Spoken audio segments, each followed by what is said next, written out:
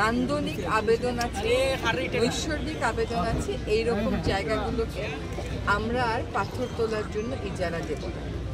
1 নম্বর। 2 হচ্ছে অবৈধভাবে যে পাথর উত্তোলন হয় সেটা বন্ধের জন্য নিশ্চয়ই জ্বালানি মন্ত্রণালয় থেকে উপদেষ্টা মহোদয় বলবেন। আর এই জায়গাটা বিশেষ করে পরিবেশগত সংকটাপন্ন এলাকা, আমরা কথা বলেছি ট্যুরিজম মিনিস্ট্রির সাথে যে এইটাতে ইকো ফ্রেন্ডলি ট্যুরিজম তারা কিভাবে করতে পারে, যাতে করে পাথর যারা উত্তোলন করে তাদের একটা বিকল্প কর্মসংস্থান হয়। ফলে আমরা আজকে দেখে গেলাম, হয়তো আমরা আবার আসবো যে এটাকে নিয়ে একটা মহাপরিকল্পনা করে হয়তো চূড়ান্ত করে আমাদের সবাই আমরা দিয়ে যেতে পারি।